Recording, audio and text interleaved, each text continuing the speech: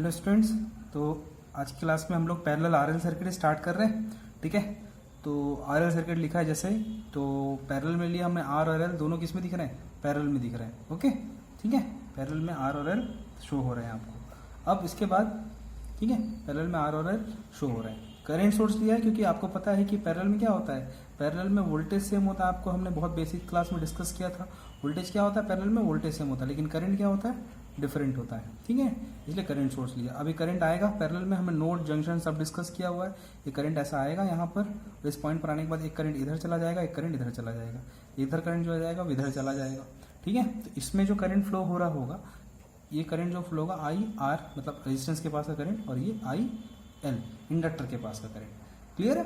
अब इसको हम यहाँ पर अगर नोट करें, इस नोट पर नोट लगाएं, इस नोट पर केसीएल लगाएं, सॉरी इस नोट पर केसीएल लगाएं, तो क्या है, ये करंट आ रहा है आई, और एक करंट क्या है, दोनों करंट जा रहे हैं, आई आर जा रहा है प्लस आई एल जा रहा है। अब आपको पता है, अब एसी सर्किट हम लिख रहे हैं तो आपको पता है कि करंट तो इन फेज होता है तो 0 डिग्री हो गया, लेकिन इंडक्टर के पास का करंट, इंडक्टर के पास का करंट हमेशा लैगिंग करंट होता है, क्योंकि यहाँ करंट, वहां पर वोल्टेज लिख रहे थे सीरीज में, करंट लिख रहे हैं, करंट लिखेंगे तो इंडक्टर के पास का करंट क्या होता है, लैगिंग मतलब माइनस ऑफ 90 डिग्री। इसको लिखेंगे क्या, I is equals to I R, ठीक है ना, I R minus of J I L, अभी हमने डिस्कस किया था। इसको क्या लिख लेंगे मॉड में, under root I R square plus I L whole square. ये इक्वेशन हो जाएगा आपका पैरेलल आर एल सर्किट के लिए।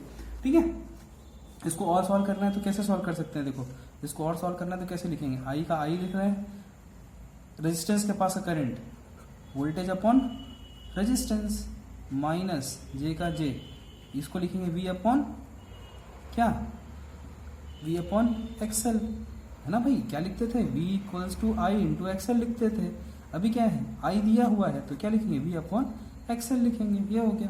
अभी अब देखो दोनों से क्या कॉमन निकल रहा है, दोनों से कॉमन देखोगे तो v कॉमन निकल रहा है, ये हो गया 1 upon R minus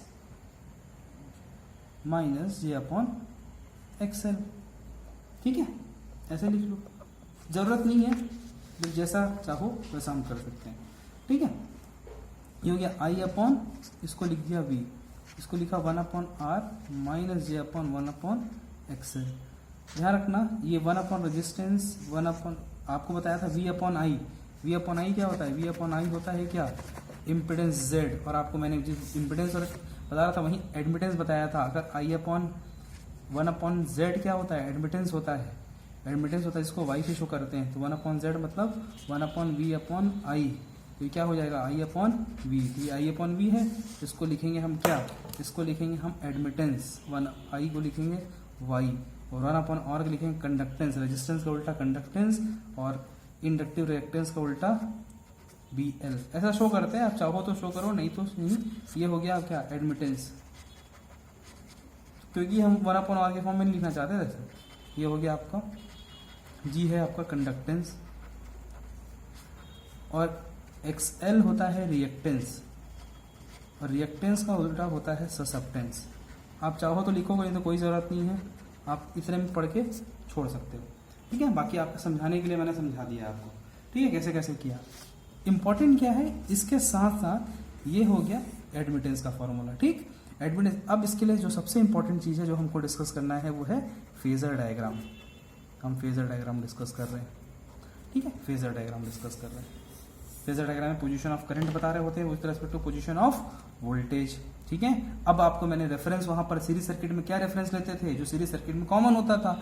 series circuit में करंट सेम होता है, लेकिन पैरेलल में तो वोल्टेज सेम होता है, करंट अलग होता है, तो करंट तो रेफरेंस नहीं ले सकते, इसलिए क्या रेफरेंस लेंगे, रेफरेंस लेंगे हम क्या, वोल्टेज। क्लियर होना चाहिए, एकदम कंसेप्ट क्लियर। पैरेलल में क्या सेम होता है, वोल्टेज सेम होता है, इसलिए रेफरेंस क्या होगा, voltage, always voltage. Parallel circuit में reference always will be voltage होगा आपका। ये हो गया V।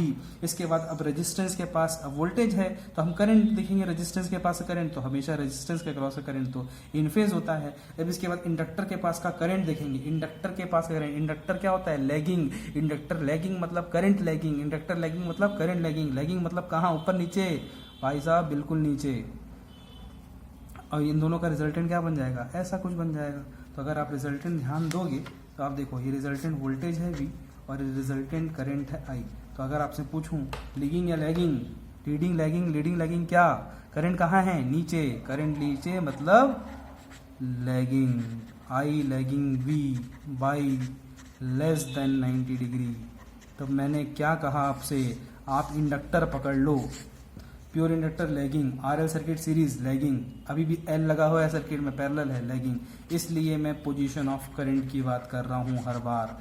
आप इस अलग अलग कंफ्यूज आएंगे, इंडक्टर लगा है मतलब लैगिंग, चाहे सीरीज चाहे पैरेलल चाहे कुछ, इंडक्टर मतलब लैगिंग। तो ये पावर फैक्टर हो गया आपका, है ना, लैगिंग पावर फैक्टर होगा, लैगिंग मतलब lagging power factor less than कितने डिग्री से, 90 डिग्री से। तो ये हो गया पैरेलल आरएल सर्किट, ठीक है ना, पैरेलल क्या हुआ, आरएल सर्किट। अब इसी के बेसिस पर हम डिस्कस कर लेते हैं क्या, पैरेलल आरसी सर्किट।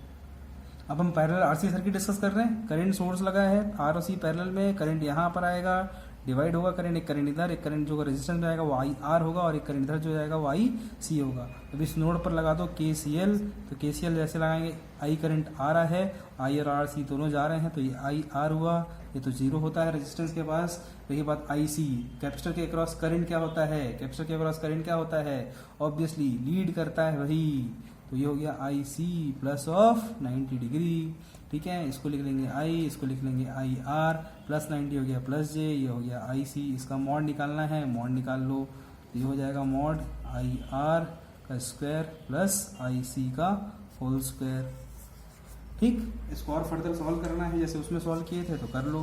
क्या लिखेंगे, देखो इसको मैं यहाँ सॉल्व कर रहा हूँ, आई का आई लिख दिया हमने, आई आर रेजिस्टेंस के पास का करंट, तो ये हो जाएगा V upon R, voltage across, plus J का जे हो गया, V अपॉन एक्स सी हो जाएगा, क्लियर है। अब देखो आई का I, V common 1 upon R plus J upon X C, ठीक, आई अपॉन V हो गया, ये हो गया 1 upon R plus J upon X C, clear है। आई अपॉन क्या है, V अपॉन आई होता है एडमिटेंस, आई अपॉन V हो जाएगा क्या, sorry I upon V admittance और वी अपॉन आई इम्पिडेंस, तो वाई 1 अपॉन आर बताया भी कंडक्टेंस होता है, प्लस जे का जे, और 1 अपॉन एक्स सी हो जाएगा B C, 1 upon X C होता है B C, capacitive susceptance, capacitive susceptance. तो ये सब तो बेसिक चीज़ें, ठीक है। हमारे लिए इम्पोर्टेंट क्या है, फेजर डायग्राम, हमारे लिए इम्पोर्टेंट है यार फेजर डायग्राम, तो हम लोग फेजर डायग्राम डिस्कस करते हैं। अब फेजर डायग्राम आप बनाओगे तो क्या बनाओगे भाई, मैंने बोला पैरेलल सर्किट है, रेफरेंस क्या, पैरेलल सर्किट में रेफरेंस क्या, सेम क्या होगा पूरे सर्किट में, वोल्टेज सेम होगा, तो ये वोल्टेज सेम ले लिया हमने। करंट की बात करें रेजिस्टेंस के पास, तो भाई इनफेस होता है, कोई प्रॉब्लम नहीं है आई आर। लेकिन करंट की बात करें इंडक्टर कैपेसिटर के पास में, तो कैपेसिटर क्या करता है, लीड, कैपेसिटर लीड मतलब करंट लीड करता है, लीड क्या मतलब ऊपर, एकदम आसान, तो दोनों का रेफरेंस ऊपर, तो रिजल्टेंट ये हुआ V, ये हुआ रिजल्टेंट I। करंट कहाँ दिख रहा है, ऊपर, तो करंट क्या करेगा, लीड करेगा वोल्टेज से बाई लेस देन 90 डिग्री। चाहे प्योर कैपेसिटर लो, चाहे आर सीरीज आरसी सर्किट लो, चाहे पैरेलल आरसी सर्किट लो, हमेशा करंट लीड करेगा in case of RC circuit, clear है। ये एक्सप्रेशन इंपॉर्टेंट, एडमिटेंस, ये एक्सप्रेशन इंपॉर्टेंट, ठीक है। अब इसके बाद हम लोग डिस्कस कर रहे हैं क्या, पैरेलल आरएलसी सर्किट, ठीक है। Parallel RLC circuit, current source है जाएगा, हम इस नोड पर लगा रहे हैं केसीएल, तो ये करंट आ रहा है इस पॉइंट पर, बाकी करंट यहाँ से जा रहा है, तो ये हो गया आई आर, जीरो होता है आपको पता है, कोई बहुत बड़ी प्रॉब्लम नहीं है मेरे ख्याल से, ठीक है। इंडक्टर के पास लिखना चाहेंगे तो इंडक्टर के पास में क्या लिख सकते हैं, इंडक्टर के पास का लीड लैग करता है, तो लैग करता है भाई, तो ये हो गया माइनस 90 डिग्री, कैपेसिटर लीड करता है, तो ये हो गया आई सी प्लस ऑफ 90 डिग्री, ये हो गया आई, ये हो गया आई आर, ये हो गया क्या माइनस है इसलिए आई एल, और ये प्लस जे है इसलिए प्लस आई सी, ये हो गया आई, ये हो गया आई आर, ठीक, आई आर, दोनों से क्या कॉमन, जे कॉमन, प्लस जे लिख लो, प्लस जे लिखो मतलब आई सी पहले लिख लो और आई एल बाद में, इससे कोई फर्क नहीं पड़ना है, आपको पता है क्यों पता है, क्योंकि अगर मॉड निकालने जाऊंगा मैं तो ये under root I R square plus I C minus I L करो, चाहे स्क्वायर करो तो प्लस ही होना है, ठीक। इसका एडमिटेंस जिक्र नहीं कर रहा, आपको पता है क्या होगा, चाहे आप चाहो तो मैं डायरेक्टली लिख देता हूँ, डायरेक्टली अगर लिखना चाहो तो क्या हो जाएगा, एडमिटेंस हो जाएगा आपका क्या, आपका एडमिटेंस क्या हो जाएगा इस केस में? एडमिटेंस हो जाएगा y, डायरेक्ट लिख रहा हूँ। r के केस में क्या होता है? g प्लस जे का प्लस जे, ये है c तो ये हो जाएगा बी सी, और ये l है तो ये हो जाएगा बी एल। इसको डाउट हो कमेंट करके बोल सकते हैं कि सर कैसे आया, एक बार ड्राइव करके बताओ तो मैं बता दूंगा। एडमिटेंस में इंपॉर्टेंट क्या है आपको सबको पता है, इंपॉर्टेंट क्या है? Phasor diagram.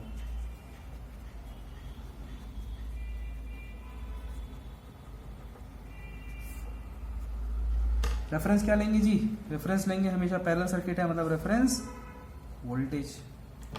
फिर करंट की बात करें रेजिस्टेंस के पास तो आई आर हो जाएगा। इसके अलावा हम बात करें किसकी? इंडक्टर की। इंडक्टर में लैग करता है, मतलब लैग मतलब नीचे, और कैपेसिटर मतलब ऊपर के लीड करता है ये। अब इसमें भी 3 केस बनेंगे, है ना? 3 केस कौन कौन से? एक बनेगा क्या? I C greater than I L, दूसरा बनेगा I L greater than I C, और तीसरा बनेगा आई सी बराबर आई एल। तो ये आप मेरे को बना के बताएंगे, ठीक है? ये आपका असाइनमेंट है।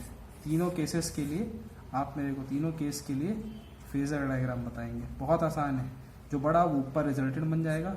तीनों केसेस के लिए फेजर डायग्राम बनाना है, और ग्रुप में ये असाइनमेंट है आपका, ठीक है? असाइनमेंट को आप अपलोड करेंगे गूगल ड्राइव में, लिंक भेज दूंगा मैं, ठीक है? होप करता हूँ समझ में आ रहा होगा।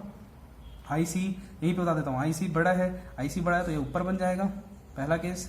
दूसरा केस अगर आई एल बड़ा है तो ये नीचे बन जाएगा, है ना?